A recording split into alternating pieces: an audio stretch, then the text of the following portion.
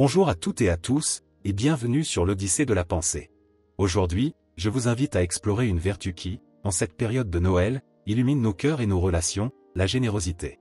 Noël n'est-il pas le moment parfait pour réfléchir à l'altruisme, au don, et à ce que ces actes de bonté disent de notre humanité? Mais pourquoi la générosité est-elle si importante? Qu'en disent les philosophes comme Aristote ou Kant?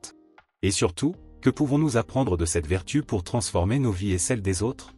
Restez avec nous, car ensemble, nous allons démêler les fils de cette question essentielle. Les philosophes à la source de la générosité, Aristote et Kant. Pour comprendre la valeur de la générosité, plongeons dans les pensées de deux géants de la philosophie, Aristote, maître de la vertu, et Emmanuel Kant, figure emblématique de la morale universelle. Ces deux penseurs, bien que séparés par des siècles et des perspectives, offrent une richesse de réflexion qui éclaire encore aujourd'hui notre vision de l'altruisme. Aristote, dans son œuvre monumentale Éthique à Nicomaque, place la générosité parmi les vertus cardinales. Pour lui, la vertu est une question d'équilibre, et la générosité ne fait pas exception. Elle est le juste milieu entre deux extrêmes, l'avarice, ou le refus de donner, et à l'inverse, la prodigalité, qui consiste à donner de manière excessive et irresponsable. Ce concept d'équilibre, appelé médiété, est au cœur de la pensée aristotélicienne. Être généreux, selon Aristote, n'est pas seulement une question d'action, mais de discernement, il faut donner à la bonne personne, au bon moment, et pour une raison juste. Cette perspective révèle toute la richesse et la subtilité de la générosité, qui exige à la fois réflexion et empathie.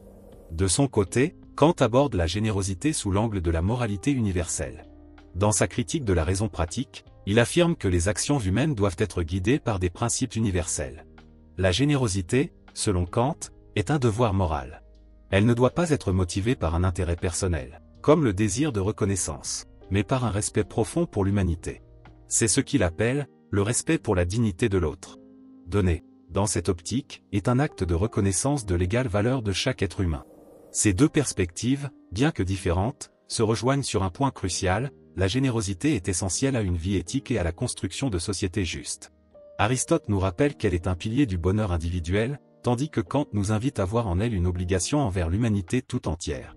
Ensemble, il nous offre une compréhension riche et nuancée de cette vertu intemporelle. Qu'est-ce que la générosité et pourquoi est-elle cruciale? La générosité est une qualité universelle, reconnue et célébrée dans presque toutes les cultures et traditions. Mais au-delà des simples actes de donner, qu'est-ce qui fait de la générosité une vertu essentielle et intemporelle? Pour le comprendre, il faut d'abord explorer ses dimensions philosophiques, émotionnelles et pratiques.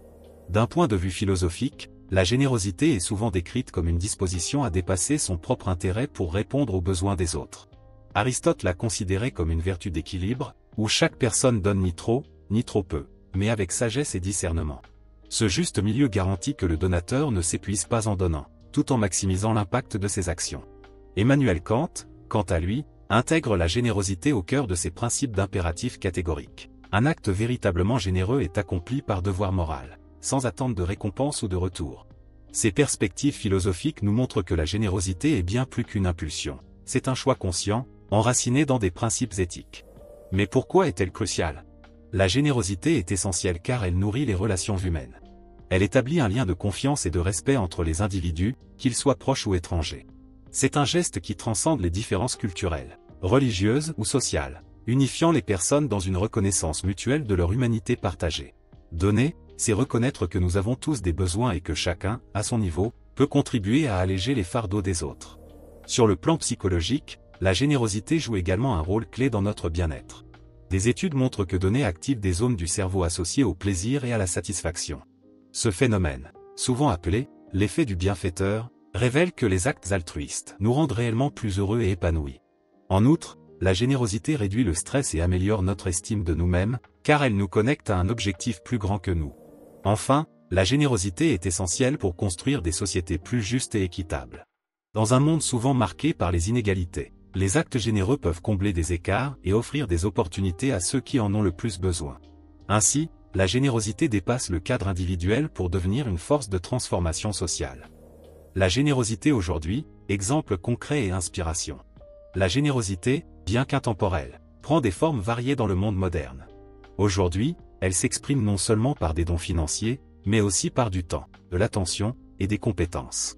Dans un monde de plus en plus interconnecté, les occasions de faire preuve de générosité sont nombreuses, qu'il s'agisse d'initiatives locales ou d'actions globales.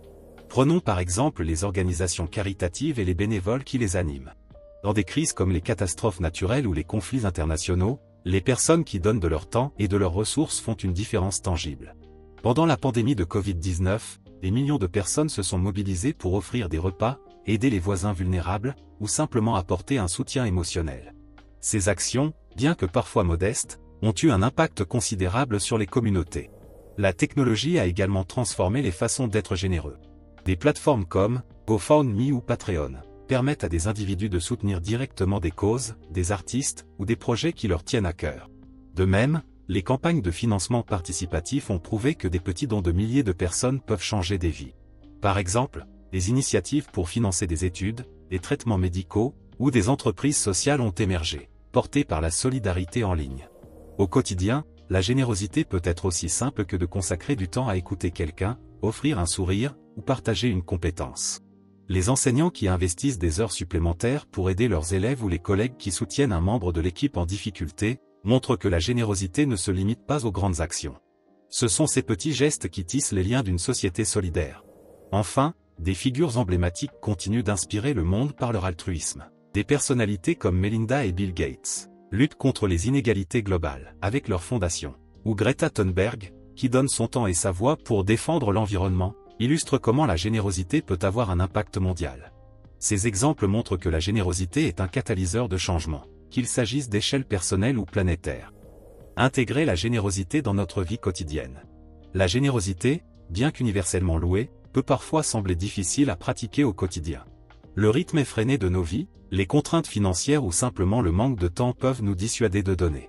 Pourtant, intégrer la générosité dans notre routine est possible et peut transformer notre perception du monde. La première étape consiste à reconnaître que la générosité ne nécessite pas toujours de grandes ressources. Donner de son temps ou partager un talent peut être tout aussi précieux qu'un don matériel. Par exemple, aider un voisin à réparer un objet, offrir du soutien à un ami en difficulté, ou participer à des activités de bénévolat dans une association locale, sont des moyens simples mais significatifs de faire preuve d'altruisme. Ensuite, il est essentiel de cultiver un état d'esprit généreux. Cela signifie être attentif aux opportunités de donner autour de soi. Une attitude généreuse commence souvent par des gestes simples, comme écouter activement une personne, partager des conseils utiles, ou exprimer de la gratitude. Ce type de générosité, ancré dans la bienveillance, peut enrichir nos relations et apporter une chaleur humaine dans les interactions quotidiennes. Pour ceux qui souhaitent aller plus loin, il est possible d'intégrer la générosité dans une planification plus large. Cela peut inclure le choix d'un pourcentage de ses revenus à consacrer à des dons ou la participation régulière à des activités communautaires. Des organisations comme le mouvement Effective Altruisme encouragent une approche réfléchie et stratégique de la générosité, maximisant l'impact pour toute contribution.